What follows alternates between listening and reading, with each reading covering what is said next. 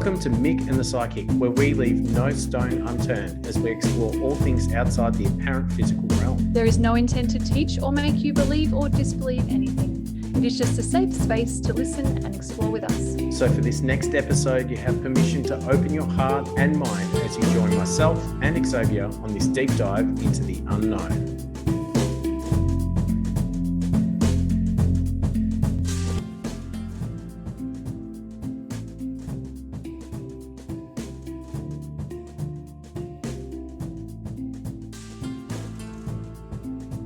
It's wonderful to have you here on the podcast, Jayden. We have Jayden Leigh, who apparently is blood related to the optimistic Xzavia, which is pretty amazing. But we did know that before this interview. We're going to be talking about mindset myths and spiritual bypassing and a whole lot of other different stuff. Jayden is a husband and a father of two, a conscious parenting advocate, speaker, and emotions and mindset coach for mums. Jayden Leigh, welcome to the show. Thank you so much for having me on, Michael. And Xzavia, my sister. That's so weird calling you like being formal, but yes, hello everyone. It's really, really lovely to be invited on today. Thank you so much for coming. This is awesome. I'm sure people that know us will love, like this might be the one they actually watch, both interviewing each other. Super fun. Welcome to the whole family then that's yes. watching this. This is great. Hi everyone. Hi Mum. Yeah, exactly. We're super excited to have you because we've been interviewing interesting people that have a really unique view on the world.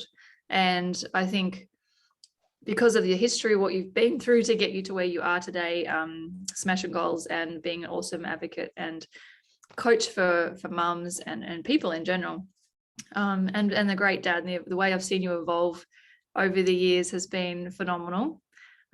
You and your beautiful wife, my sister-in-law. So, and you've got a story about that, which is what the main reason I wanted to bring you on as well, not just to share with other people how amazing it is to learn some tidbits and get coaching if that's something that they're interested in, but sharing your story would be absolutely amazing because I know it will really inspire some people and pull on some heartstrings as well. It pulls them. I get emotional just bringing it up because it involves my beautiful niece and your daughter. So yeah, I'll just let you tell your story. Go for it. Beautiful. Thank you so much. So, I mean, the story is a long one, right? And I wouldn't do it real justice unless I gave it a little bit of time. So bear with me, and feel free to jump in and ask questions at any time, please. This is a 15-minute podcast, so you've got plenty of time. No problem. I'll see how I go. No, it is long form. Please give it the time. Awesome. Yeah. Thanks. So essentially, growing up, I'm sure you guys might have experienced some tidbits from Xzavia about her past. Typical kind of family. Our parents were doing the best that they could with the tools that they had at the time. We were raised, we didn't realize kind of the socioeconomic status we were raised in, and kind of we thought we were typical and normal. And I guess, in the grand scheme of things, we kind of were. So I have this language now. I didn't have it back then. What I was in high school was essentially someone who was incredibly insecure. I took on the role of the joker in order to be accepted amongst my friend group. And after leaving high school, I was soon kicked out of home just after my 18th birthday. And from that, I was in a state of blaming and victimhood. I was blaming my parents for the cards that I was dealt. I was blaming them for where I was at in my life. And that led me down a destructive path. It was pretty much every weekend was progressively on new different levels of drugs. I wasn't addicted in the sense of doing it through work or during the work week, but I was using it every single weekend in various forms. And the sort of drugs, escalated over the years. that was roughly a 8 to 10 year period of my life. And during that time, I was also working for a major oil company and climbing, not climbing, but, being firm in the corporate area. My progression through that in my journey was I started to become even more insecure. I needed to be certain and in control of everyone and everything around me to squash my anxieties. These anxieties were ranging from, I'm not good enough, I'm not worthy, what's that person thinking of me? And so my actions and behaviors because of that were very much in the state of, I need to control everything. I need to be in control. I need to look like I know what I'm doing all the time. Now, for anyone who's listening, they may feel like this is familiar, is that essentially the cogs constantly turning in my head. What's this person thinking about me? What are they saying? How can I stop the voices in my head? And how can I control my emotions? Because I don't know how to deal with these right now. And so I was constantly creating ways that people would either love me or dislike me. And that was on my terms. So if I had an inkling that someone wouldn't like me, I would make sure that I would give them a damn good reason as to why they wouldn't. Mm-hmm. So therefore I could control the narrative. And so I could anticipate what they might say about me, what they may say to other people about me, how they might act to me. And I knew I had a certain level of control. Apart from that, I was also very big on learning about myself gradually over time and learning, listening to podcasts like Jordan Peterson, Joe Rogan, Sam Harris, you name it, all the kind of the big players on the mindset space. That was sort of my journey. And I ended up getting married to my beautiful, beautiful wife. And that's when all the drugs and alcohol partying kind of just stopped. I always had it in me that I knew I wanted to be a family man, but the culture that I was around, the friends group that I was around, I was constantly allowing myself to slip back in a need to be accepted. And so it was around, so a year later, our daughter was born, Winry, a beautiful, beautiful girl. And around her second birthday, about 3 months prior, something changed one day. So she woke up one morning and she couldn't bear any weight on her legs. She couldn't stand up. And she was a bit lethargic and we were pretty concerned. My wife said, go to work. That's fine. I'll take her to doctors. I'll check it all out. And that afternoon, she went to the Sunshine Hospital in Melbourne. We were living in Victoria at the time. And she said, you got to come, she's not looking too great. The next morning, so 24 hours in total later, she was rushed to the Royal Children's Hospital and she was getting parts of her skull removed to relieve pressure on her brain. Wow. So what essentially had happened is there's a virus called enterovirus attacked her cerebellum, or her own immune system attacked her cerebellum, and it was diagnosed as cereballitis. So most commonly people would hear of meningitis, which it attacks the meningites, where this is cereballitis. So, and this was all discovered later after many, many tests, many weeks. So I'm just kind of fast forwarding there. Mm-hmm.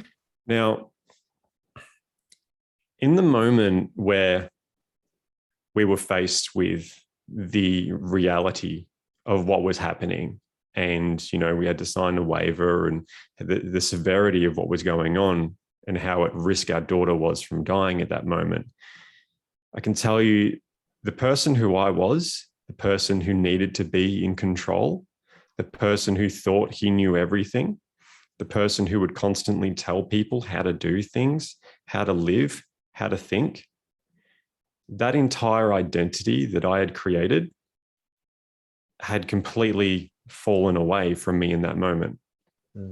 Who was I if I didn't have the power to control my surroundings? I had no control over what was happening behind those doors. And I had no knowledge of what the hell was going on. I was completely lost. I had nothing left to control. And I looked within in that moment while I'm holding my wife, and there was only one thing left that I could control. And for the first time ever, I realized that that was me. Goosebumps. Amazing. And I didn't fully understand what that meant at the time, but I knew that it was profound. It was like my first glimpse of consciousness, first glimpse of self-awareness. And what happened after that just really started the journey. So the operation was successful. My daughter was put into the ICU and was in an induced coma for just over 10 days. Wow. See, we got photos. She's got shaved head, bits with the scars, bits of the back of her head and on the front of her head where, her brain fluid was being collected in a bag, all that sort of thing. So essentially what happened is the swelling of her cerebellum stopped her brain fluid, spinal fluid continuing down her spinal column, which would then fuel the rest of her body to be able to function. And so that wasn't happening. So that's how her body seized up and why she couldn't control her limbs. And she also had swelling in the brain. So her eyes, started going cocked. So because there's pressure in her brain. And so when they put her in the induced coma, she was hooked up to everything possible. And it was touch and go for quite a few days at the start. And they started preparing us, the doctors and the specialists, and they were saying, all right, when we wake her up tomorrow, expect that, in a few hours, she'll start doing this, she'll start doing that, she'll start coming back online, expect she might be a bit groggy, this, that, and the other, just preparing us for what we're going to see, because it could be quite full on experiencing that as a parent. So the day came where they were to wake her up. And there were no signs of recovery in how the doctors and specialists prepared us for. None. And they said, all right, we'll wait tomorrow. She'll start coming good by tomorrow. Tomorrow came and there was nothing. They then sat us down that afternoon and prepared us and gave us a talk. And they said, essentially, prepare yourself for the fact that your daughter's going to be in a vegetative state for the rest of her life. So as you're facing this and as you're there with your wife, this is past the time when you had her in your arms and had that moment where the control thing was. Yeah. Did it drop away or was it torn away? Who knows? Yeah. Is no longer there. So this is post that kind of, you describe it now as like a consciousness awareness moment. At the time, between that time, how much could have possibly have changed within you during this stressful time? Yeah, that's a great question. So essentially, I had this awareness and I didn't know what the hell to do with it, right? Okay. And so in that kind of 10 days of her being in the coma, I was humbled for the first time, really, where I wasn't being a smug, arrogant prick. I wasn't, trying to make light of situations or laugh things off or be the joker. I was just frog in my throat, assessing myself constantly, just going, what have I been doing with my life? Who is this person? And not knowing what action to take, but more of just a reflection on, just the realization of this bullshit that I've been doing. Oh, apologies. I hope I can swear on the podcast. You totally can swear. Great. So it was really this daunting, overwhelming awareness of who I was. And in that moment, all I could do was support Hannah, my wife, is just support her in the journey and keep my cool and not be emotionally frantic in the situation. And that, to be honest, the emotionally frantic side that I was humbly trying to avoid, I know that was from my conditioning from my parents. I know that my dad is very strong in regards to not showing emotion, seeing it as a sign of strength to keep your emotions in check. Again, now I have the emotional understanding and awareness that's to do with a lot of social conditioning and a lot of suppression. So, but that's what I was coveting as strength. And so I kept my cool and was really self-reflective in that moment during those 10 days. I must say, I remember being really impressed, kind of surprised of how well you seemed to be handling everything, because that was so different. I didn't expect you to react like that. Yeah. And we constantly had nurses and doctors coming in. They're just like, how are you guys so calm? And it was really the fact that I had learned to let go of control for like the first time. But this is not something obviously you would have been discussing with your wife at the time. Like you would have just been like, well, okay, I'll deal with this internally and then just being keep external out there. Is that And so I've always been a pretty good communicator. And so my wife and I would talk, and we were only able to communicate with the limited capacity and awareness that we had at that time. And so in some ways I was saying, Hannah, I think I'm realizing something about myself and a lot's dawning on me right now. But I didn't know how to articulate it correctly. I didn't know what I was experiencing. And it's another thing. I didn't want to really add that to her at the time because her daughter's unconscious in a coma right next to her. So I would definitely say I'm not the typical man who just like broods on things. I mean, in that 10 days. Yeah. So there was a lot of self-reflection going on. And when it came to that day where the doctors and specialists sat us down and gave us that talk saying, prepare that she's going to be in a vegetative state. She will not be able to swallow or speak or control any part of her body. They go, expect it to be something like full-blown cerebral palsy. She'll be in a wheelchair. She'll need to be fed for the rest of her life. You'll need to completely recustomize your house, all of that sort of stuff. That conversation is one of the hardest conversations you could ever hear as a parent. One of. And after, I remember distinctly, there was a moment where a musical therapist came in. And she was playing on the guitar and singing a beautiful nursery rhyme to Winry while she was unconscious, but, hopefully still there in some capacity. And that was just horrible to have that haunting memory of like just that song connected to that experience, that just emotional low. It was incredibly powerful. And after I picked myself up off the floor, just, again, realizing the enormity of how different our life's going to be, something clicked between my wife and I.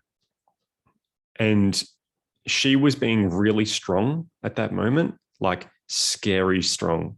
And usually she would be typically the more emotional one, and I would be the more stoic one. And in that moment, our roles reversed. I turned into a blubbering mess for about 10 minutes, and she just put on this stern, brave face. And it was through her strength that I saw in her eyes. And it made me just pull myself up and say, what are we going to do about this? And progressively over the next day or two, we very clearly defined what it was we were going to do and where our paths were going. And so we committed to taking action. And the action was this: we were going to dedicate ourselves to healing our daughter. We didn't know how, we had no clue, but we knew we were going to do it. And so what essentially happened was my wife, Hannah, she went down the path of brain health, body health, and nutrition. She was listening to podcasts like you couldn't believe, reading articles, getting nitty-gritty about the science of food on a cellular level, and really wanted to know, how can we heal our daughter's brain? We knew a bit about health. My wife knows quite a bit about health just generally through some of my own health issues that I've had previously.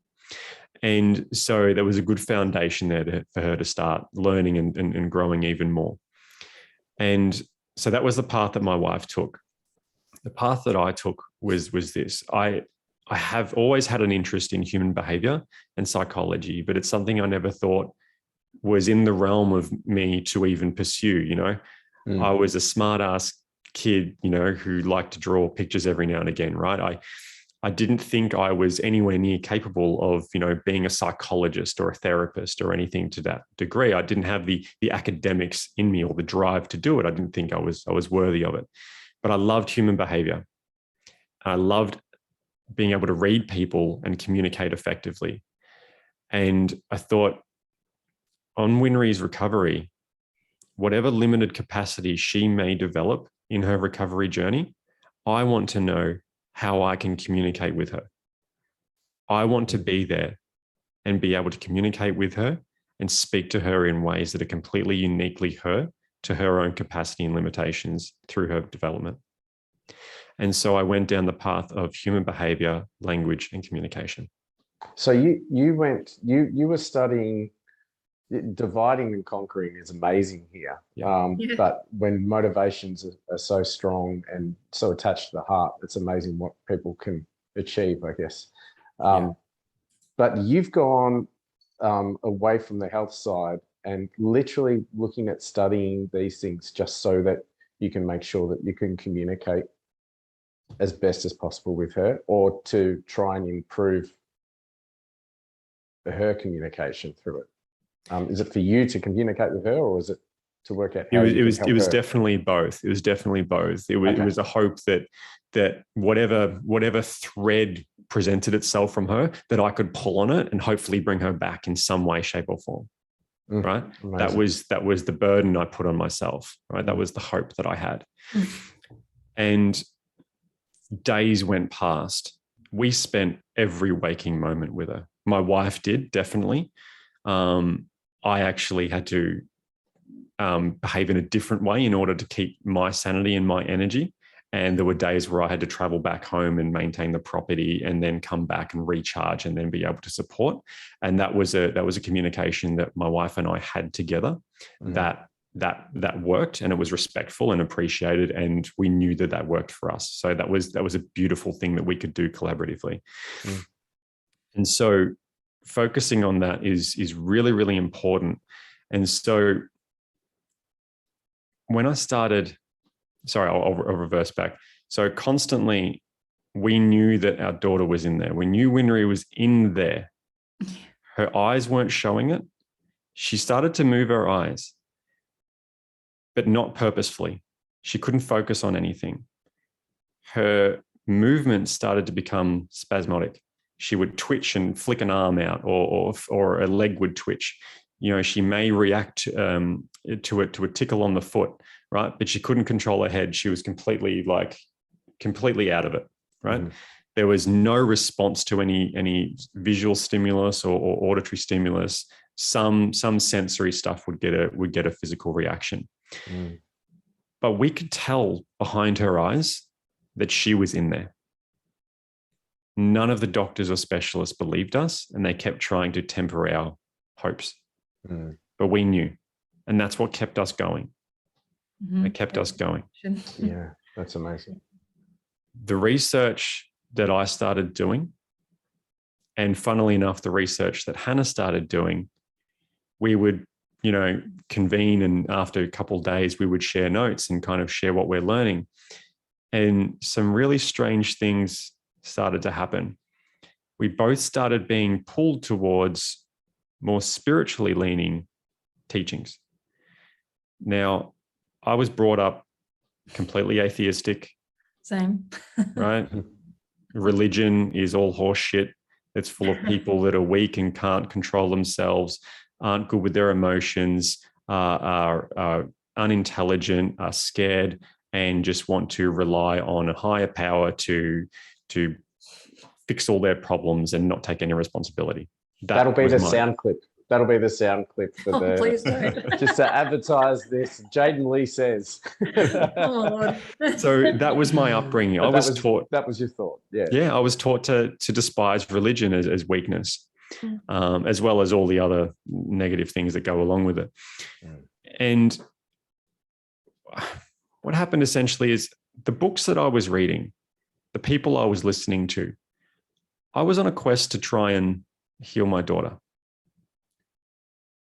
But I started healing myself. I started hearing things that I agreed with coming from people who were speaking about the Bible.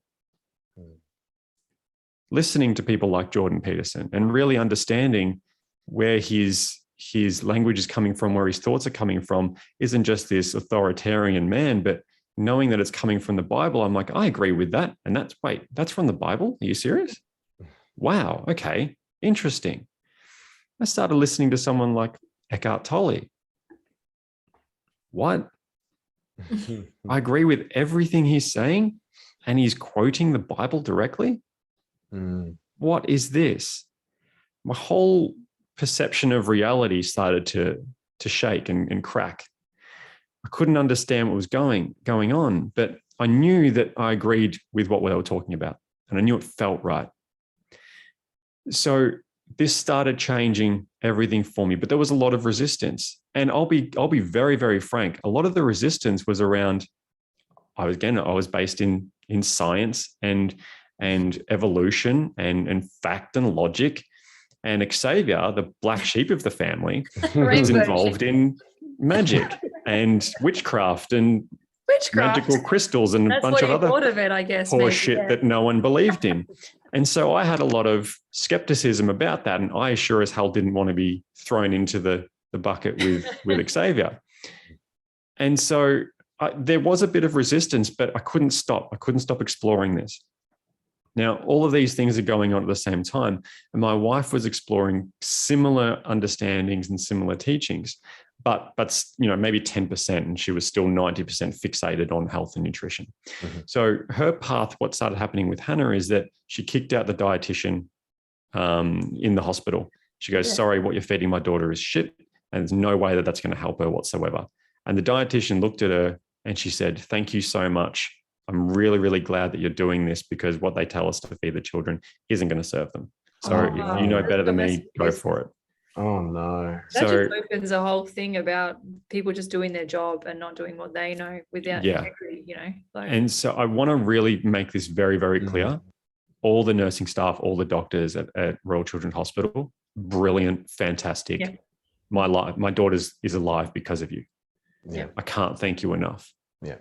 The system in which she's being treated in is absolutely flawed. And that's none of the people working in there's fault. Yeah. Okay. Yeah. And so they kept telling us time and time again, she's not going to recover. She's not there, guys. I'm sorry. We started seeing more things happen. We would say funny jokes, or terrible jokes, but they were funny dad jokes, fart jokes. And she started to smile. Wow. Can't go wrong with fart jokes. The power of fart jokes. Right. A few days in, she started to laugh. Wow. She still couldn't control her body, but she started laughing. And lo and behold, the time where a specialist was in there and we're like, hey, look, she's responding, she wouldn't do it.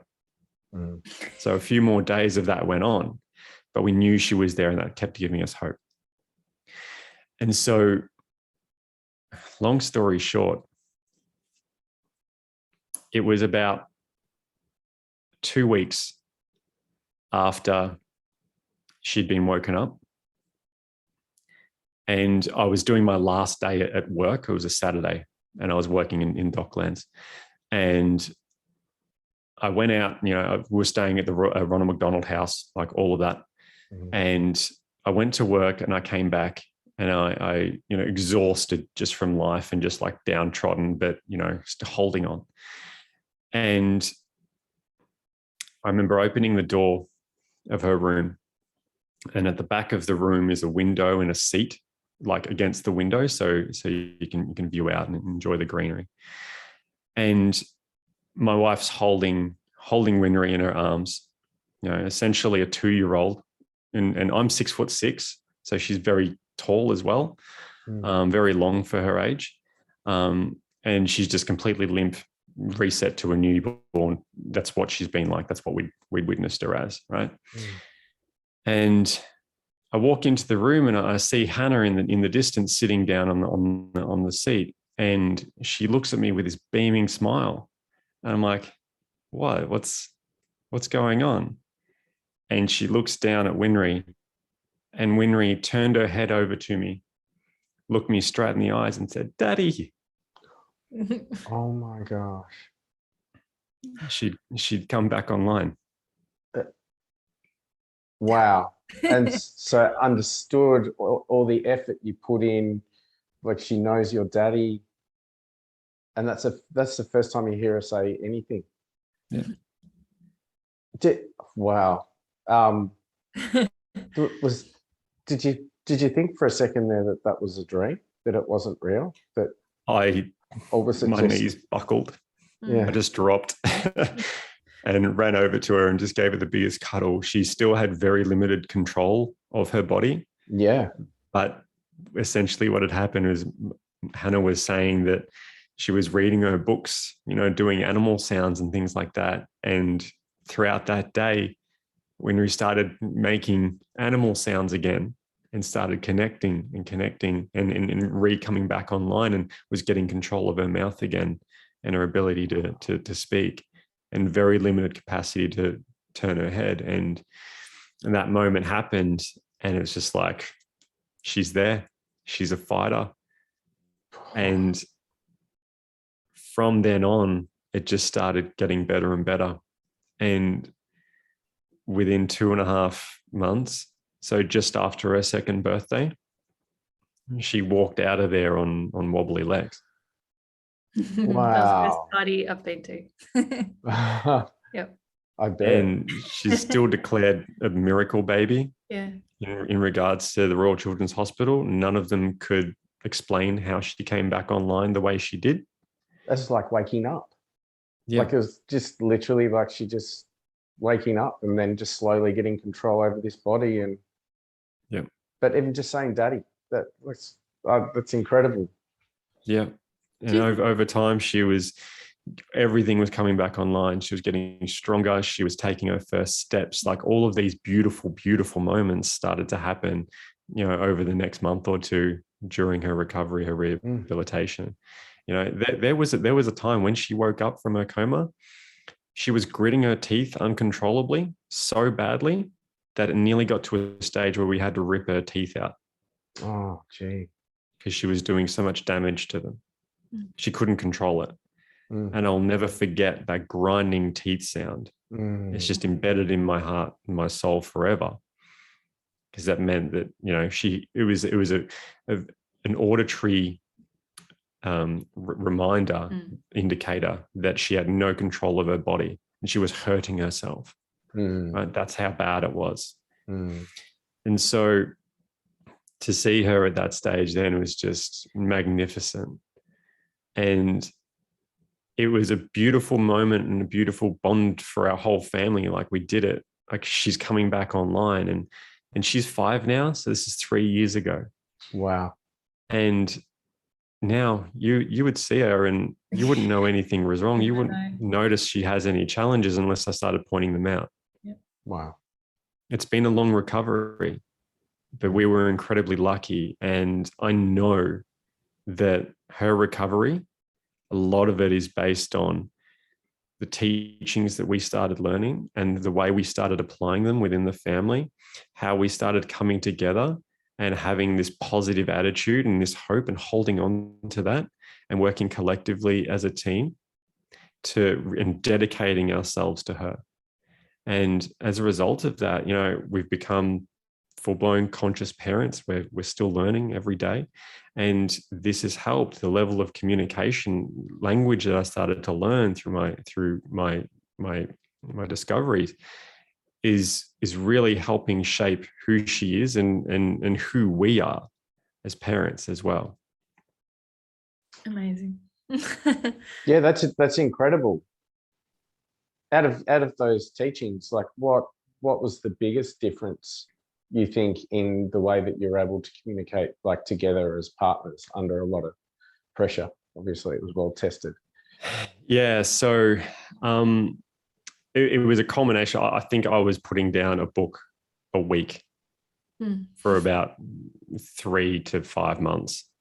Like it was stupid. So I think I read The Power of Now by Eckhart Tolle like 3 times. Well, in yeah, that. that's showing off that you understood it after 3 times. So it was essentially like I got it, right? It made sense to me. And in regards to spiritual awakening, so to speak, and I want to say that with as little ego as possible, is that my wife, Hannah, she was not ready for that level of spirituality yet. Mm-hmm. She was more in alignment with, oh yeah, there's some magic out there and I don't fully understand it, but I'm going to let it be and be cool with it being around me. Mm-hmm. But I was like voracious in like, I needed to learn everything. Like I'm unlocking secrets. This is incredible. Really were. And so I would say The Power of Now had the biggest impact on me in regards to starting to comprehend the ego, my ego. Mm-hmm. I was arguing with my wife, trying to force her to read The Power of Now, trying to make her do it. And then I realized that's my ego trying to make me do this. What the hell? Right? More and more levels of awareness started coming in. So I would say The Power of Now definitely had the biggest impact on me, on just my self-awareness, which then started to change the way that I was able to communicate with my wife, as well as a bunch of other psychology books. Sorry. My biggest takeaway from that experience, when you're talking about the doctors wanting to prepare you for the worst all the time, and you guys just shifting that perspective and expecting the best and being determined that you were going to help heal her. It seems a pattern from stories you hear that they always go that way, of letting people know they've got X amount of years or months to live, or expect the worst to mentally prepare the parents or the family or the loved ones or yourself for the inevitable that might happen. Now, I think I know your answer, but do you think that maybe if they had a different attitude and turned their advice into hope and let people change that vibration and change their energy, and told them that there might be possible things you can do, off you go, research, let's explore together, how can we assist you on this journey? Do you think maybe the outcomes might be different for many families and people and how they come out of it? That is exactly why I'm doing what I'm doing now. Because I saw so many families in the ICU and in hospital who had given up hope. Yeah.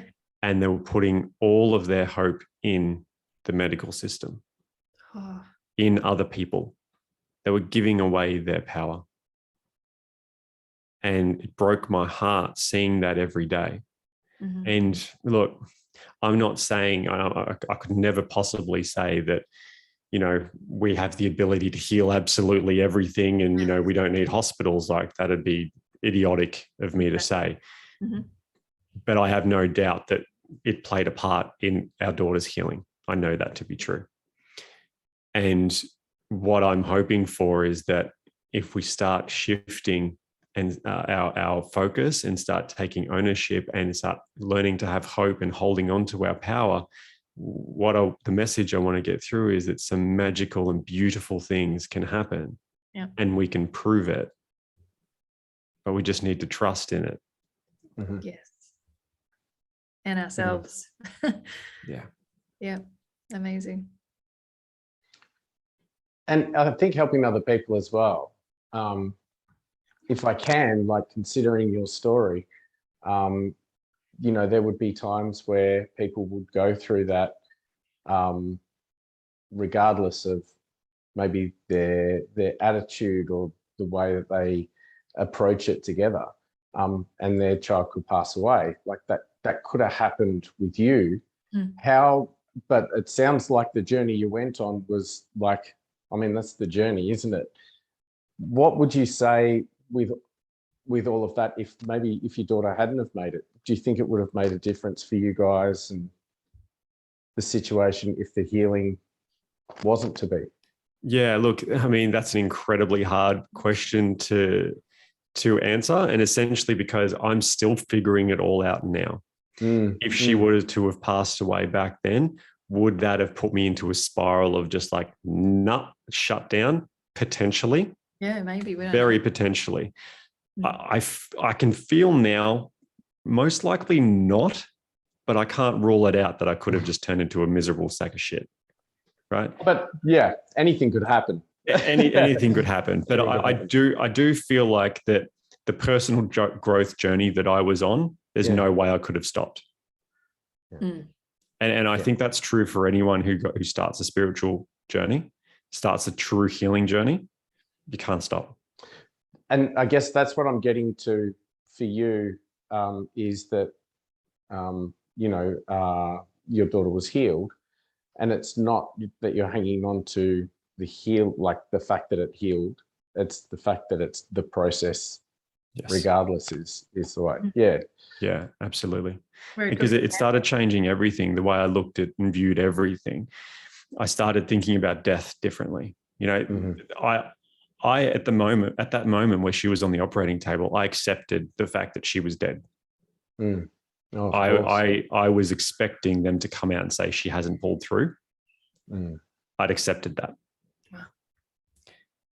And at that moment still, though, my perspective on death was it's final, that's it. She just goes in the dirt and rots and there's nothing else.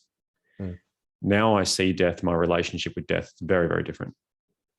I see it as we're all fragments of a soul, a spark, and that we're just one incarnation, one expression of the universe hosting our body for the moment and just experiencing itself. And then when this body, this form goes away, it just goes back and has another life and does its thing again and experiences its new way in its ascension.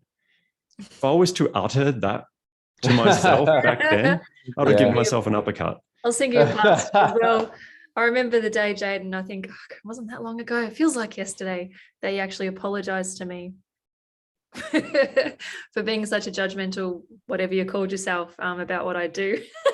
So it brings me so much joy hearing you speak like that. I got tears. Like, I'm just really proud of your growth. And it's not like you and I feel so behind you in so many ways as well, like of your progression, like you've just grown so much and there's so many, we're on different journeys and there's so much more than I do about other things as well, which I really love because I'm learning off you all the time, listening to your mini videos, and I've joined some of your webinars before and things, and it's just beautiful to hear. And there's also a little bit of a different angle of your story from the spiritual stuff that I might have helped with a little bit. So I really appreciate Jayden and Hannah were amazing because of the little niggle of being open to spirituality and stuff, more so from Hannah, I must say. But they were happy, of course, to take anything they could do to help Winry from all angles, of course, from the medical industry, from all their research and work they were doing, which was so amazing. And they welcomed me in to do my bit of spiritual woo-woo stuff as well, which was really cool. So I was in there, big rose quartz crystal, near a bed, helping just from a heart space, not just for Winry, but for everybody walking into that room. I gave her little crystals that she would hold in her hands. I remember seeing her move her hands. I can't remember exactly the details, but I think it was like a day or two after she started having them in her hands, these little palm stones. Wow. So good. And I was tuning into her higher self. And I remember saying to you guys when I was channeling what's going on with her and why. My throat's been cracking up this whole time. Maybe because it's also personal. Throat chakra struggling a bit today. That she had told me that she needed to reset. And you mentioned the word reset earlier, that she needed to start again. Your whole family did. And shit, did you ever? Like, is there a part of you that, because I know how I feel about this, because this is what I channeled, that would say that that'll happen to get you guys to where you are, and she may have even chosen that for her life. It's like a sacrifice that you all knew you were getting into before you came here, possibly, to teach you everything you've learned now. So you went down a completely different path than you might have been going down. 100%. And I'm so incredibly, deeply grateful for the experience. Yeah. And if I had the time again and I was faced with the choice, I would take it every single day and experience this all over again, because my life and our family's life, Hannah's life, Winry's life, now Reggie, our son as well. Yeah. Our life is completely different and better in every possible way, shape, and form. It's beautiful. And if I have to endure all of that again to experience what I experience now daily, I wouldn't bat an eyelid. Mm-hmm. That's huge. Totally worth it. Mm. Even though how scary Yep. it was, like totally worth it. Absolutely. Yeah, without question. Mm. The level of peace that I have free from myself now, I can't thank her enough for allowing me to go on that journey and putting me on that path. It's just beautiful. I'm forever grateful. So the magical angel in the story is really a beautiful daughter that came down to drag you through this. Yeah, absolutely. And the sacrifice she took so early in her life to do that. That's something you really believe. Yep, wholeheartedly. Really, truly do. You can find beautiful pictures of Winry and Reggie, her cute little brother, on Jayden Leigh's Facebook page and Instagram, because he shares all the gorgeous quirks and things that they get up to. And yeah, it's beautiful. So if you can see how she's smashing goals, you can check that out. That is awesome. I can't wait to. I feel like I want to see them now. I want to see her face now. Yeah. So I think this would naturally progress onto kind of what I do now. Yeah, that's my next question. Yeah. Amazing. Yeah. Maybe you got a little bit of psychic as well from your sister. Ask away, Michael. No, that's the question. That's all I was leading to. So obviously this has put you on a certain path. You've done so much self-exploration through the mud, and now you're coming through the other side and still learning, but it's become a different life path. Like, what happened? You moved as well? I mean, obviously you're not still in sunshine, because I can see sunshine. So a lot has changed. So essentially, because I was on this self-development path, I was learning about myself and knowing how free I was from myself, from my mask, from the facade that I was creating to survive. I was exploring levels of spirituality. I was trying to figure all these pieces out. I want to give a special mention to someone, which I'm sure all of your listeners are very aware of, who really helped me bridge the gap between science, which I was heavily invested in, and spirituality. It's by the man of Dr. Joe Dispenza. Mm-hmm. He's essentially scientifically proving spiritual practices work by recording it with real data. And that for me was like, cool, I can unapologetically follow this stuff now, because there's this super smart dude who's proving that it works. So big shout out to Dr. Joe Dispenza for that.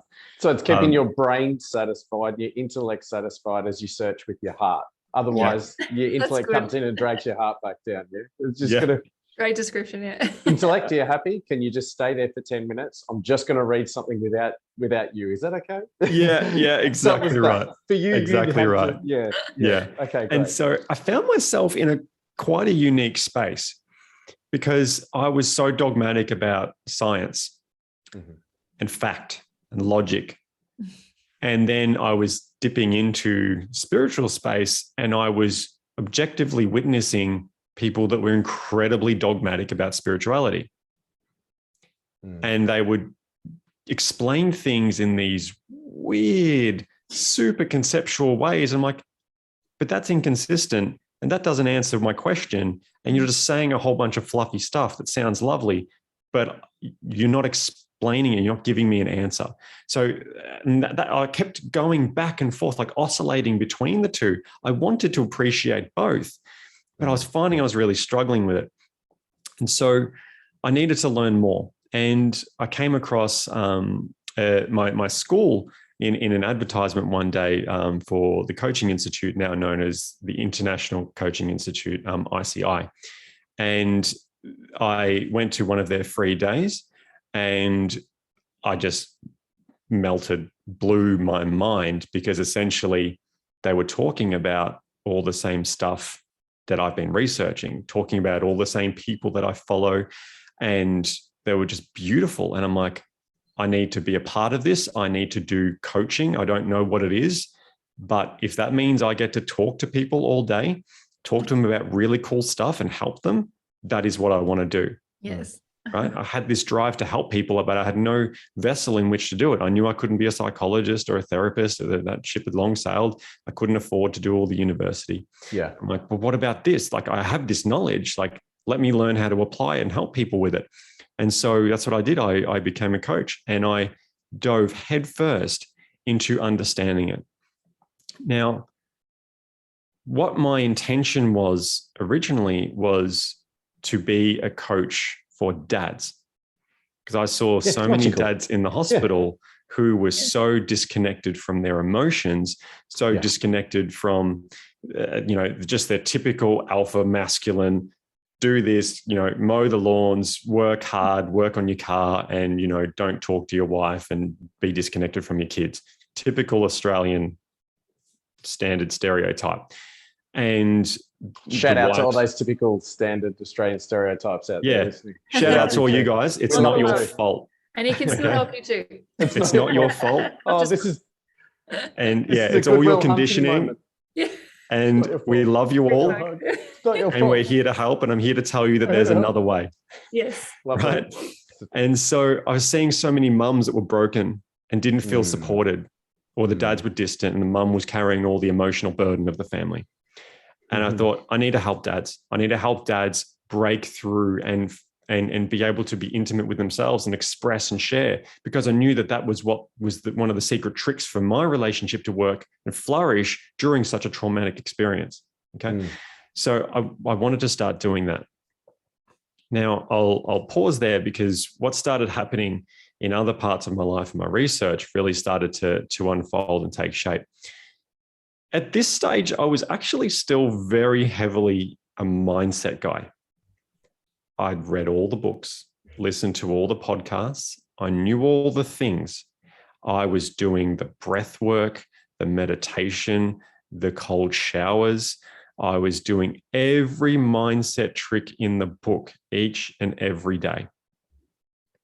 And then it dawned on me one day, I had made some incredible leaps in my performance and my way in which I perceive myself and my world. I thought I was it in a bit, right? My ego was still flaring up like crazily, obviously. But I thought, like, I knew what I was doing and that I was just awesome. And I'm like, I want to be a mindset coach, right? I want to teach people how to get over and teach them all these cool things because their life is going to be better. But it dawned on me that I'd plateaued. I'd hit a ceiling in my progress. I wasn't getting any further along.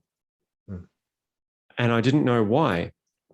Every day I found myself having to reapply these same 20 or so mindset hacks that I call them now, or band-aids, applying the same band-aids every day in order to get through the day and be successful or to achieve what I wanted to achieve. And then I'd go to bed and I'd wake up the next day and I'd have the same challenges that I'd need to override and overcome. I'd apply the same band-aids, the same mindset hacks. This is not sustainable. Why am I having these challenges? Why do I have these levels of self-doubt? I can do the cool techniques and override them, but it's exhausting. Yeah. And it's hard and it's repetitive. Surely there's got to be an easier way. And I'm sure a lot of your listeners are going to be hearing this and nodding along. Exactly. Okay. And so what happened is I got my own coach. And it was an emotions-based coach. And my whole life changed from then. And I now have become an emotions coach. I noticed that new title on your page. I like it. Yeah. And so the reason for it is this. All of the blockages that I was having, all of the challenges that I was facing daily, all of those self-doubts, right? I could easily just say, no, think on the bright side, insert stoicism here, think of it differently, apply logic, override it, you're good, do this, break your state, jump around, dance to music, all this sort of stuff and overcome it. I could do all that. But as I said, it wasn't working. And so every challenge that I had, every blockage, every level of self-doubt, that is all based in emotion. All of these emotions are energetic traumas that are stored within our body and are held there from our past, whether that be as young as, in our imprint years of 0 to 7, or if we had any sort of more major catalyst moments associated after that, okay? These create traumas in our body. And if we don't emotionally feel those emotions to completion and energetically release them from our body, they stay inside us as trauma. Mm-hmm. And that trauma is what dictates the way in which we perceive our world. You see, whenever we have a traumatic moment, and there's a multitude, I'm not just talking about physical or sexual abuse, I'm talking about the daily activities of life. Say you were 5 years old and you drew a beautiful picture, of you and your house and a flower, and you gave it to your mum or your dad. You're really proud of it. And you show, hey, mum, look at this, look at this beautiful picture. And you were so proud of what you did. And she looked at it and goes, oh, that's really beautiful, darling, but you kind of drew out of the lines a little bit there. And is that supposed to be a flower? Mm-hmm. And maybe you should try and do it like this next time. Now, their intent is absolutely to try and encourage you to do better and be better, to help you grow and expand. But in your childlike mind, you may be thinking, well, that means I'm not good enough. What I just produced, my mum didn't like. What's wrong with me? In that moment, you see what happens to us, and the multitude of other mini experiences like that, is it creates a lens, a tint in our lens in which we perceive the world through. So we have say we've got glasses on, right? All of us have our unique set of glasses, and all of us perceive the world through our own unique pair of glasses. Our glasses are created by the culmination of experiences that we have in our own life. Mm-hmm. I could be standing shoulder to shoulder to you, and we witness the exact same event happen. Mm-hmm. I would give it a completely different meaning to you. The reason being, I'm giving it the meaning based on my own experiences through life. You would give it the meaning based on your own experiences through life. Mm-hmm. True. We can never see the same thing the exactly same way. It is impossible. Even if we're brother and sister, we all have our unique idiosyncrasies. Yeah. Yep. Okay. And so what that means is that at that moment where we perceive ourselves as not good enough, well, that creates a moment. And so our glasses now have a certain colored tint in them. And that tint is, I'm not good enough. And so from then on, any experience that is close to or could be associated with the potential feeling of I'm not good enough, well, that's then seen there. And that's where the ego comes in and starts projecting. You're not good enough. You need to avoid doing this. You need to keep yourself small so that you don't experience that potential judgment and that feeling of not being good enough. So you need to keep yourself small. You can't do that. Don't do it. It's not safe. And so all of these things start challenging us, and they stay with us forever. And they're in us all today, every day, completely creating and projecting our reality. And so we see the world through our traumas and our experiences, our interpretation of what's actually happening. These are the traumas, these are the limitations, these are the experiences in what is challenging us every day. And these are what we're trying to override with mindset hacks and band-aid quick fixes. These are magical pills that do not solve the problem. They cover it up. Spiritual bypassing. This is spiritual bypassing. Mm-hmm.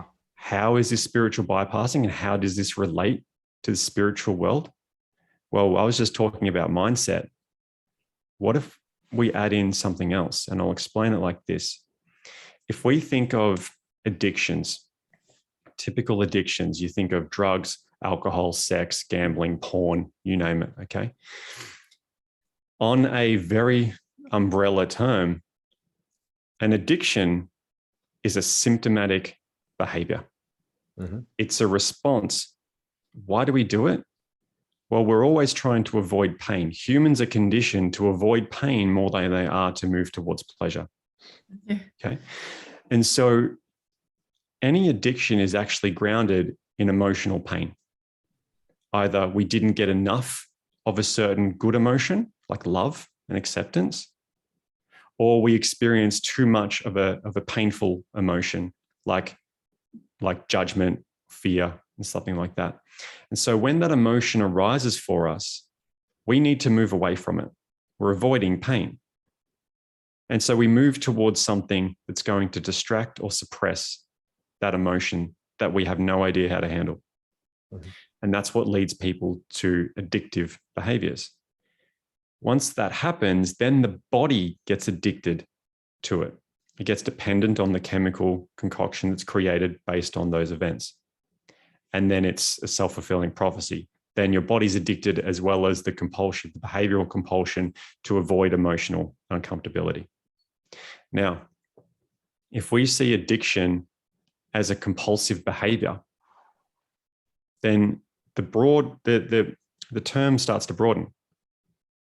What else is an addictive behavior or a compulsive behavior?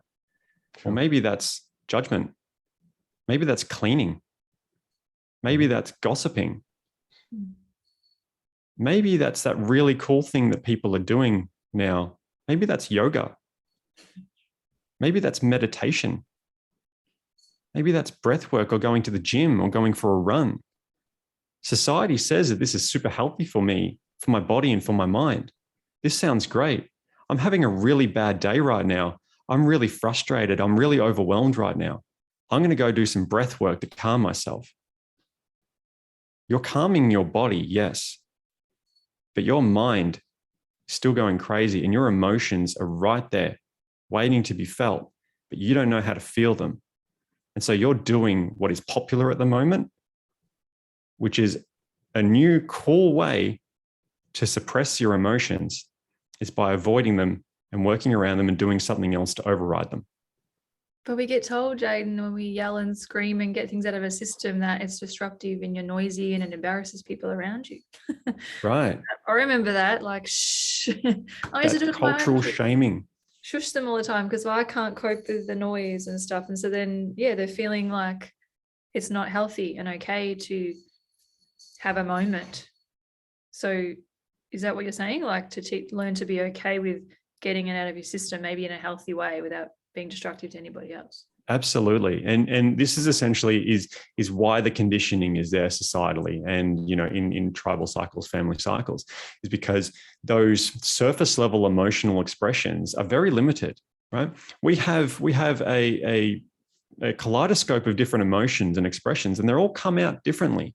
Although in a family unit, they're kind of condensed and squashed into fear and happiness and anger and sadness. Like that's it.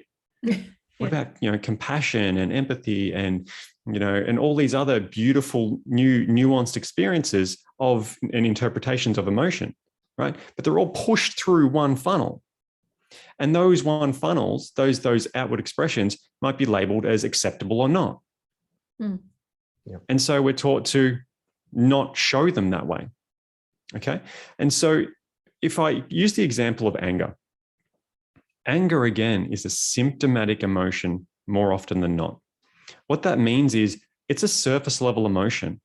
People might say, I'm angry. I go, okay, in my coaching practice, I go, let's dig a little deeper. What's behind the anger? More often than not, it's sadness. Anger is just showing up as a way to protect yourself from feeling sad. And so sadness is really there to be felt. But if that person has never been allowed to fully feel sad because they've been shamed, don't cry. Don't toughen be sad. up. Yeah. Don't be sad. Be happy. Look on the bright side. Don't think about it. It's all suppression. It's all You're doing that to denying. the other person, aren't you? The person that's sitting with you and that doesn't know what to do when they're patting your back because you're crying. How could they know?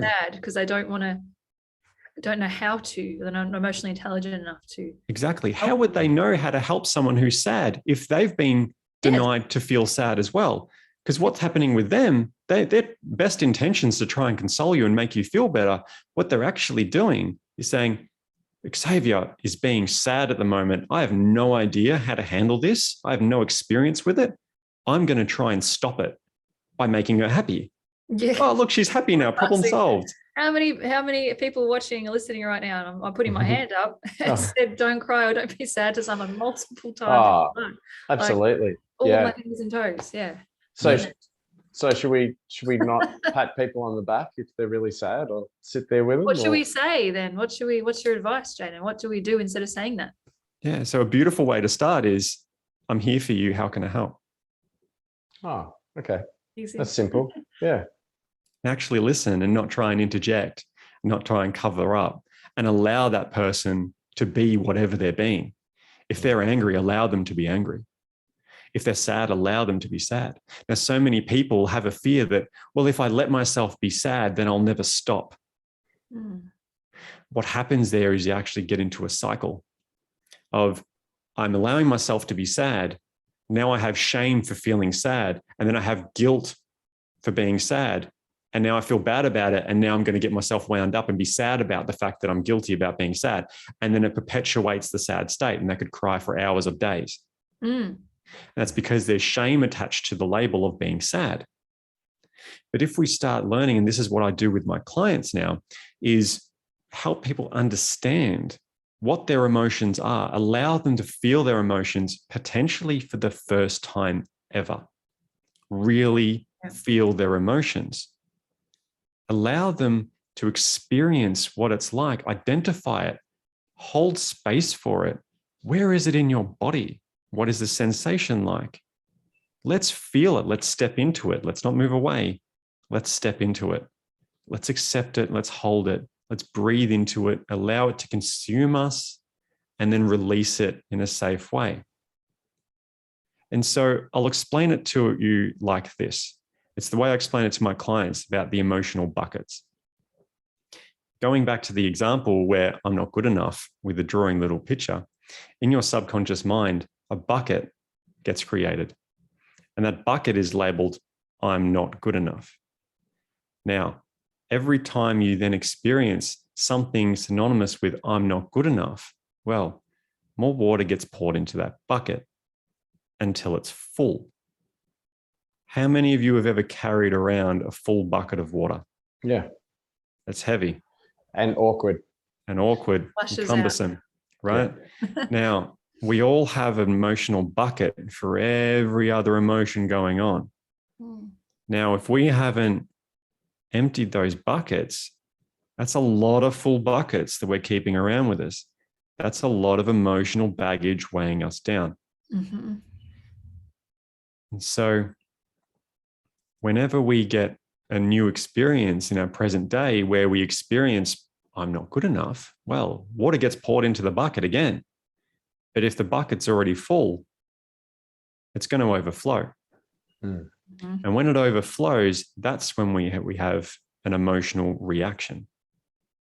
That's when we outwardly, uncontrollably express our unique version of expressing our emotions or our needs. And this is when it hurts us and it hurts other people. It may be for you uniquely anger. It may be sadness. It may mean that you withdraw or go silent. It's all uniquely you, but it's all your emotional reaction to the stimulus. I'm just thinking of a bunch of different people and how what their thing is when they get to that point. Right. Yeah, It's happening all the time for all of us, all day. Mm-hmm. And we don't realize it. And so how do we overcome this? How do we stop being emotionally reactive? That's really what people want, right? The amount of clients I have that come to me and say, Jayden, I'm so sick of this. I know all the mindset stuff, but I'm still stuck. It's just not working. Like, why? Mm-hmm. I say, because you've been sold a lie. You've been sold a quick fix, a magical pill to get you better. It's not the answer. What the answer is actually feeling your emotions. So what happens when we feel our emotions to completion and release the energy from our bodies? Well, when we get to do that, with my clients, when I hold space for them, allow them to release their emotions fully, those emotions will be based around the original traumatic event, as it, however small or big it is.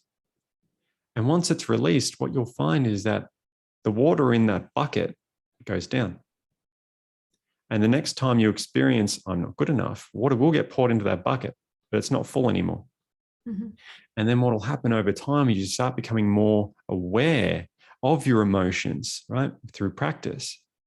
And then you'll start noticing, oh, my I'm not good enough bucket's getting pretty full right now. I can feel myself getting a bit agitated about certain things. The kids are really pissing me off right now. And I'm trying to make them rush because I want them to get out the door so I can meet my friends at the park, because I don't want to be late, because I don't want Susie to think that I'm a bad mum, because that would mean I'm not good enough. Yes, awesome example. Yeah. Right? So you're yelling at your kids Yeah. really because you're scared about what Susie's going to say, because you have an innate fear of I'm not good enough.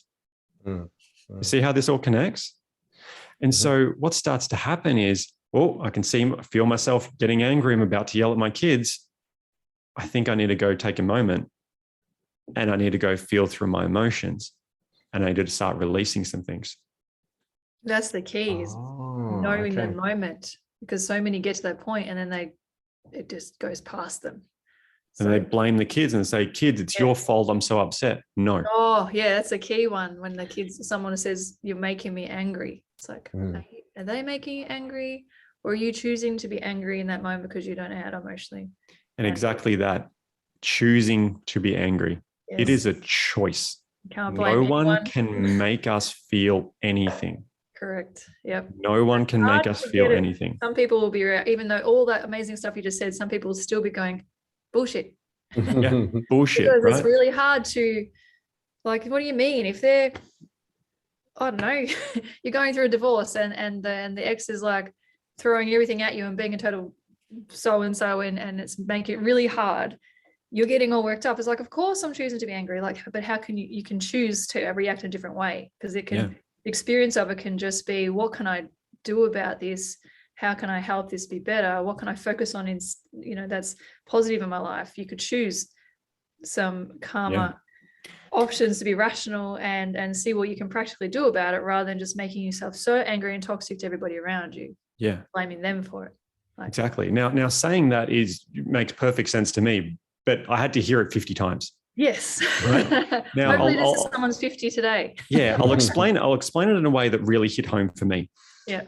When it comes to someone says, my partner makes me so angry, right?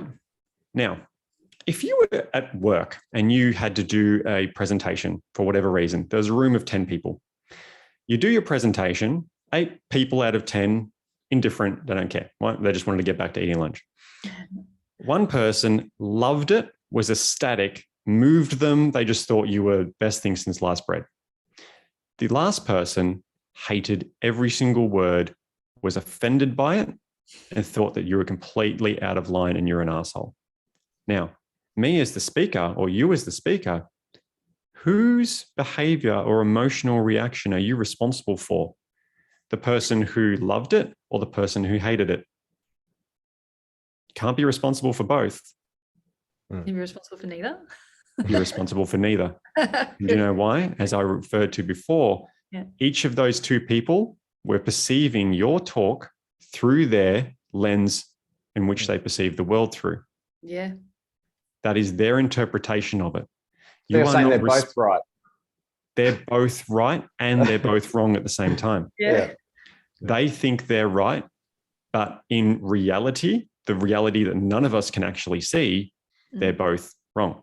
Oh, their reality, they're right. But their reality, they're right. Yeah, that's right. And it's true for them because it's based on how they see the world. So how could you convince anyone otherwise if they're not understanding, because that's their perception of So when it comes to but my partner's a prick and he yells at me and he makes me so angry.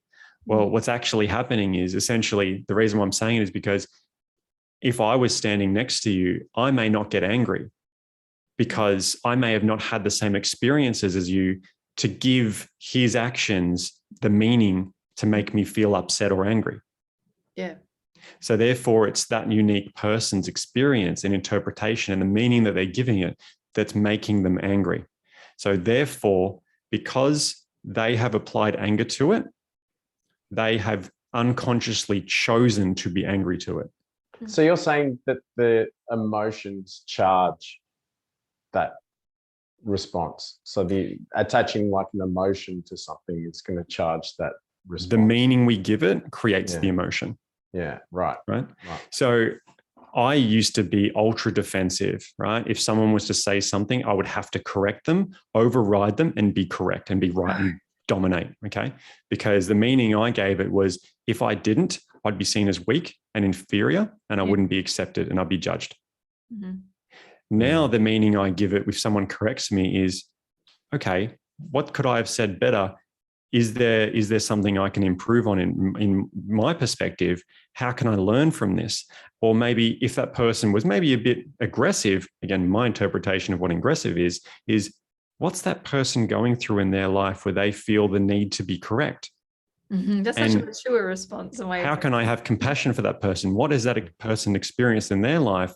And how is their ego driving them right now to make them feel the need to insist in the way that they are? Mm-hmm. And then I get to apply compassion to them. Mm-hmm.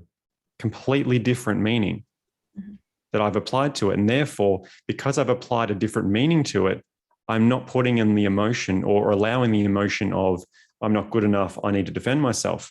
There's no need for me to apply it because I'm giving the situation a different meaning. Yep. So with that, like the example of someone coming in to see you, you help them release their emotions, but it sounds like you help them be able to do that for themselves, like regulate that for themselves afterwards as well. So it's not just like 100%. So is it a thing that you do, or is it like a process that you go through with them, like consciously being aware of things, or like what do you do? What do you do? All of the things, all of the things. So essentially, my business now, and I'll finish off the story I started before. To get into it was that as I was coaching dads or wanting to coach dads, I started to learn about emotions, and all of my marketing and stuff was directing, let's help dads about emotions. Sure. That was not working at all. Yeah. I was getting no men responding whatsoever. Mm-hmm. What happened was I was getting a lot of women, a lot of mums and a lot of wives reaching out and say, Jayden, please, my husband could use this so much. Can you please talk to him? Yeah. I'd reach out to the husband. I wouldn't get anything back. The wives or the mums or the partners would then start expressing their concern, their pain, their frustrations. I'm like, well, with my teachings, I actually know how to help you. Would you like some help there? And over time, I just naturally progressed to now helping mums. So that's the space that I'm in now. Is I help mums, and it's been absolutely incredible, beautiful. And not only that, I mean, having the masculine energy helping the feminine energy in that space, like there's stories and stories about how much that's helped my individual clients, which is just absolutely beautiful. Right? I couldn't be happier. So that being said, how do I do it? How do I help my clients? So essentially what we've spoken about today is a lot of the foundational groundwork that I do, the conceptualizing it, the understanding of, people may be hearing this for the first time ever. Yeah, for sure. Okay. And my idea of how I want to help people is essentially open up the mainstream people's way of thinking into accepting more spiritually aligned leanings, but delivered in a conventional mainstream medium through talking, providing some scientific understanding and knowledge about that, but also throwing in a bit of woo-woo, which is always great fun. And so essentially it's helping people, I'll hold the space, we'll do like a meditation and do an emotional release exercise, guided, right? And we'll work through and explore a past trauma, right? So say if a client comes to me and says, Jayden, I'm yelling at my kids because the house is always messy and they just do my head in. Okay, cool. Let's start exploring. And, for one example, you'll find that it could have been because a parent always needed a clean house, and the mum currently is now in fear of not being accepted by the parents, and so is now yelling at the kids, right?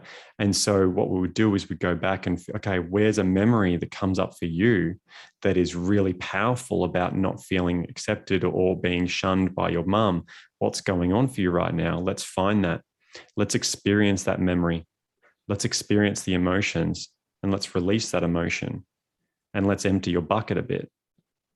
And so it's moments like that. And there's plenty of moments, plenty of traumas for people that come up of course. to start healing through. So adding the practical side of just experiencing emotions, learning how to do it, and then understanding the concepts that I'm talking about now.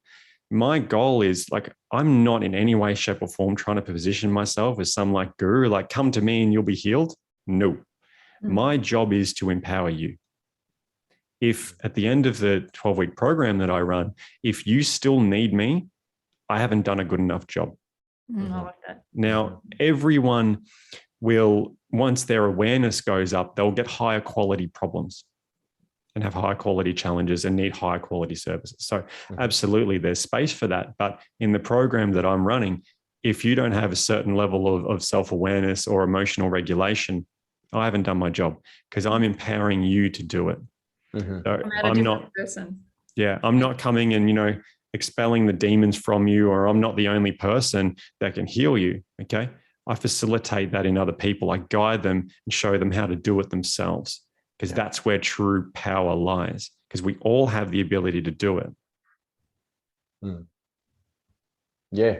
Hope that answers your question. It does. Yeah. Well, I didn't know. It's interesting because, like, is there something that you do with the wet fish slapping over the back to release the emotions, or is it through, process of contemplation and understanding? So it sounds like you're guiding them on that self-reflective journey to have more understanding, and then to really feel those emotions, like to really let it go rather than stopping it off.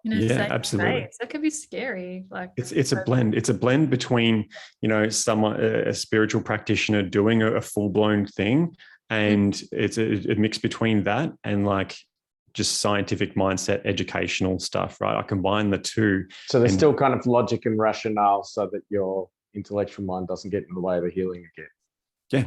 And some people need that, and some people need the whole spiritual woo-woo thing, and some people need what Michael does and be taken through a guided hypnotherapy to help them witness some of the stuff. Like, people go to who they're drawn to, and that's beautiful. You've given a really great explanation and look like a fly on the wall experience of what it will be like in a session with you, Jayden. So that's really cool. And you've got, we go through things to help us be better coaches and healers and hypnotherapists, and because of our own past experiences. And you've definitely proven to all of us and shown us, like, how you have such a profound knowledge and experience leading up to where you are now, and how you can help your clients and how they can relate to you. So that's a beautiful insight. If anyone's doing research and looking for an emotions coach, they just have to watch this podcast, and they'll know by now if Jayden's the right one for them, because that was amazing. Yeah.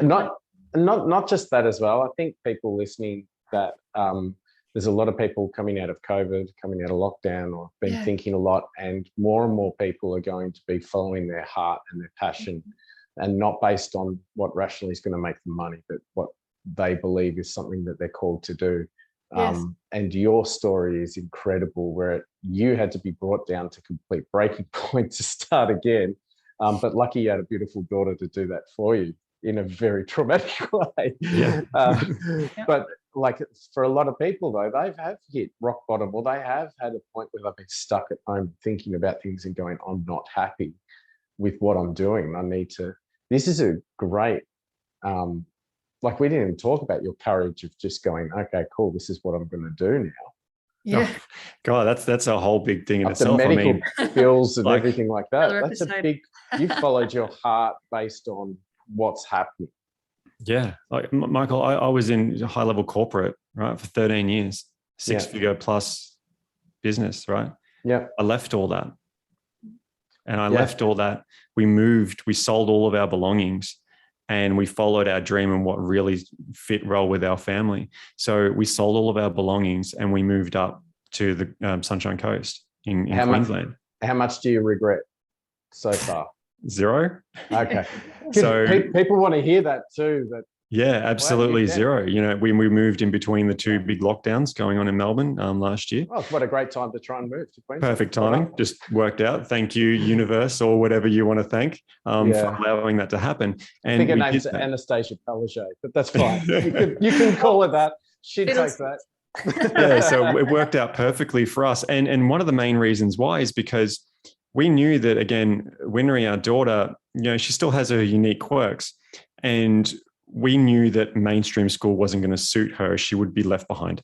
And so we did a lot of deliberation. We thought, no, we can't do this. We're going to be unschooling parents. Yeah, right. And so that's what we've committed to. So I do my coaching practice full time from home.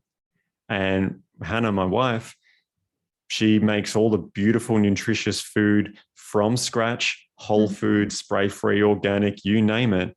And we're an unschooling family. Yeah, right. What is So the kids, unschooling? unschooling is different from homeschooling. Yes, it's it's essentially like a- child-led learning. Yeah. So there's no school curriculum. The Yeah, child right. wants to explore something, we do it. And it's that's beautiful, and it is booming up here. Absolutely That's why you booming. moved to that area as well. Like Yeah, massive. more of a community, and your kids can interact with other kids, like plenty of other kids, and doing social activities and hanging out together and stuff as well. They're down at the beach or a park or in a jungle like every other day. Right now, they're at a forest school learning how to make huts with sticks. Awesome. Right? Well, they'll Like- be fine. If they end up homeless, they'll be fine then. Yeah. Like you're covering bases. Set the It's gonna bar be that awesome.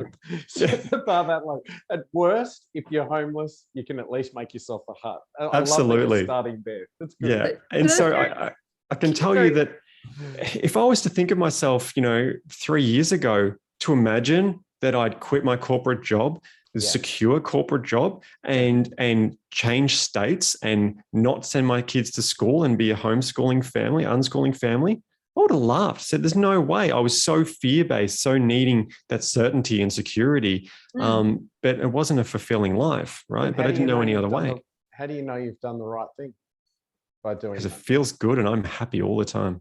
Right. Okay. And Yeah, that's so the even- life I'm living now. And yeah. this life is only accessible to me because of the work that I've done, the coaching that I've received to unblock the things that I didn't see. So when I started doing self-development, it was like I walked out of a gooey, icky swamp and I was covered head to toe in just muck. And I started doing my self-development and I couldn't move. I was sluggish, right? It was cumbersome. I started doing self-development and I started pulling bits off me, bit off my head. Oh, I can move freely, my neck. There's a big chunk of my chest and I could move more freely. And like, life's getting good, but I'm still feeling sluggish. When I got my coach at the start, they go, "Hey, Jayden, you realize you missed a spot on your back." I'm like, "Oh, what?" There it was, a big chunk. Okay, let me take that off. I'm feeling better, but there's still something else. They go, "Yeah, you've missed another spot over your back there. Can't you see it?" No. "Oh, thank you for pointing it out." And so this is why it's so important to get a coach to help you see things that you just can't identify yourself with your limited capacity of awareness. That's why it's so important to get this help. And it's really good that you're humble enough to know that even a coach needs a coach. Like I've got 3. because yeah, exactly. I'm a healer who has like a psychic that has psychics as well. Like, we still go to outsource, which is really important because how can you take advice from someone and get help from someone if they haven't even been through and understand the benefits of it themselves? So that makes perfect sense. Exactly right. I just exactly want right. to go back to the home unschooling bit a little bit because I know there's so many parents out there now who seem to have lost trust in our school system. And there's so many families moving away from schooling. When school went back at this year, there's so many kids that didn't go back to mainstream school. So I know like there's one way you can do it where you're in the system and you're getting sent the tasks and you have to follow a curriculum and everything. And that's fine. Is unschooling like allowed? Like as in, is the government okay with that? Can they get into uni when they're older if they want to do that? Or do they just all get cool hippie jobs where they maybe build huts for people? Like, how does it work? Yeah, so It is government regulated, but still every state and territory is different. So in Queensland, I think they might check on you every 3 years or so, and we just have to produce a body of work to show that our child is actually academically up to a certain standard. You're not neglecting your child. Yeah, that we're not just like letting them watch, Pokemon all day, which would be awesome, but it wouldn't develop the kid very well, right? So so a lot of it comes down to the parent, and this ties perfectly in with the conscious parenting route, is because homeschooling and conscious parenting has very little to do with the child. Yep. People don't see that. People think it's all about the child. People think that, conscious parenting, yeah, cool. We've got to teach our child how to do breath work and talk about their emotions. And let's put a poster up. What are you feeling? Can you point to it? Where is it in your body? Great. That's lovely. But what all the mums that I'm talking with, what they're realizing is that they're not applying these simple things to themselves. Yeah, you can lead by example, don't you?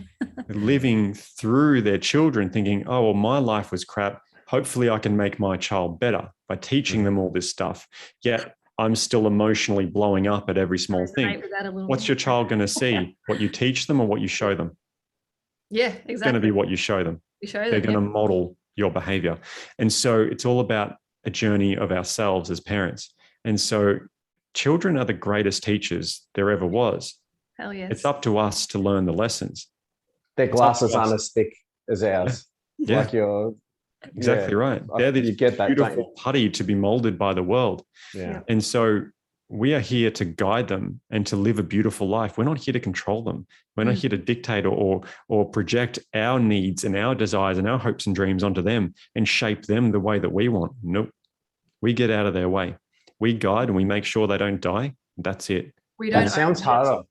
That actually sounds harder. It's way harder. It is, yeah. Remembering that we don't own our children and we can't live vicariously through them and make them play basketball because we wished we were better at it when we were young, or force them into doing all these activities that might be exhausting them just because we missed out and our parents couldn't afford to send us to them. Like I've done that. I've been there and I recognize it. And my God, I wish now that I do and I don't, because I understand everything happens for a reason and we're all on different journeys. But if I knew all the things that say Jayden and Hannah know now when my kids were this age, I wish that I could have brought them up differently, but I haven't. And now they're all learning it later and I'm still being a great example.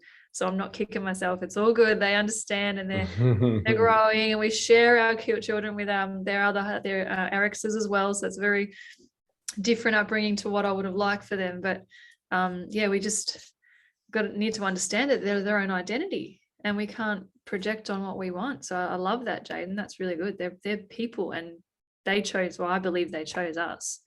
And we're just lucky enough to be there guiding them. And it takes a village to raise a child. Yep. One of the biggest books, if I could plug her book, it changed my whole perception. And when it comes to conscious parenting, Dr. Shefali Sabari, and her book, The Awakened Family. Beautiful. Yep. When it comes to conscious parenting, it blew my mind. It started a whole paradigm shift in me in the way I approached conscious parenting. So I'd highly recommend the listeners, if they're interested, Dr. Shefali Sabari. She's an incredible woman. And really funny too. That helps. That helps you get past page 12 where you just go, sounds important. but it sounds like a big thing throughout your life, and particularly at that very, like that one split second turning point that you even remember where your life turned around. From that moment, and in the work that you do and in how you're parenting, sounds like awareness is like the biggest part of all of it. So away from the reacting to things, but it's been able to have that awareness has changed. Yeah. And is kind of your mission to do it. Awareness is choice, and choice is freedom. Gotcha. Okay. If we don't have awareness, we have nothing. We're just living unconscious. We're a leaf blowing in the wind. We have no agency, no control of what happens. But at the moment we start having awareness, we start being able to witness what our body's doing, what our ego is doing, how we're reacting, and start internalizing that, changing the meaning that we apply to something. And instead of reacting, respond. Well, response is a choice. And that will change our future. So awareness is absolutely the key to everything. And that's essentially integral as to what I do as a coach, is I promote awareness, self-awareness, to be able to identify what's going on internally. And so that we can outwardly change the way that we navigate through our world. What a beautiful way to perhaps wrap up an amazing podcast. Like, I just feel like we just need to end it there because that was Yes. beautiful. Yep. Done. That was amazing, Jayden. Thank you so much for coming on and sharing like so many, and I'm going to do coach speak. I trust that all the listeners and viewers have found multiple golden nuggets in that, like all that information, because there's just so many wonderful takeaways.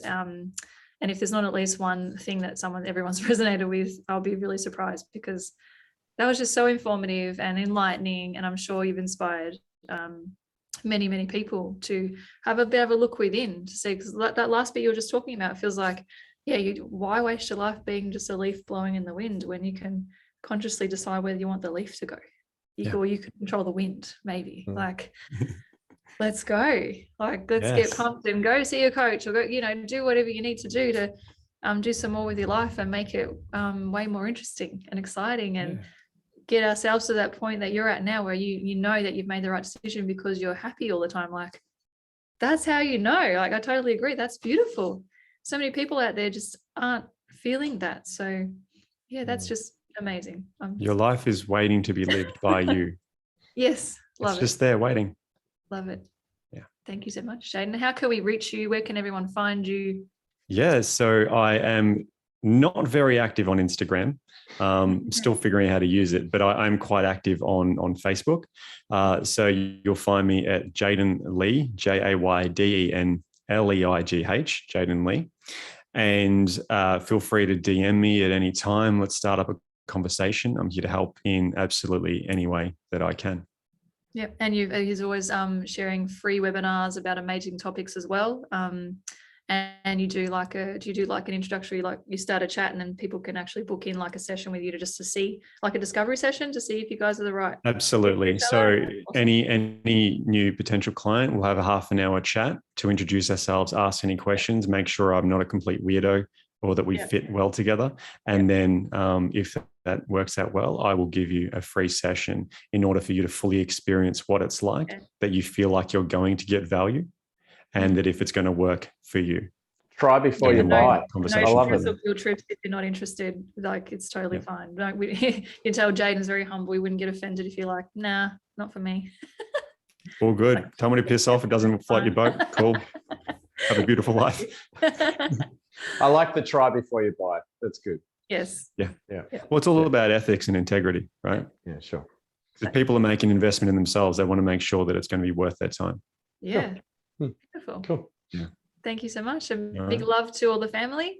Look forward to connecting with you again in future. I'm sure you have lots more topics to talk about. So we'd love to have you on again another time if you're up for it. Yeah, absolutely. Yeah, really, really appreciate it, and would love to come back. And thank you so much for inviting me on and being able to share with your beautiful growing community. I absolutely love what you guys are doing, and I can't wait to see how it progresses in the future. So thank you. Well we done. have the fun together. Thank you. That's great. Awesome. Thanks for coming on. Awesome. Bye. Bye. That's it for another episode, but that doesn't have to be the end of the conversation. Feel free to leave your comments on our YouTube channel, or for those podcast listeners, you can email us at mickandthepsychic@gmail.com to leave your feedback or questions. I'm a certified hypnotherapist and timeline regression therapist. If you wish to contact me to explore the source of an issue you're facing, just book a session at hearnhypnosis.com.au and include the promo code MATP for 10% off. You can contact me on Insta and Facebook at hearnhypnosis. Check out my website at optimisticxzavia.com.au if you feel you'd like to connect with me as a psychic medium, spiritual mentor, or intuitive coach. Include the promo code MATP for 10% discount. You can also find me on Insta, LinkedIn, and Facebook. We look forward to connecting with you again next time as we attempt to leave no stone unturned. Bye. All right, cool. I reckon that should be okay.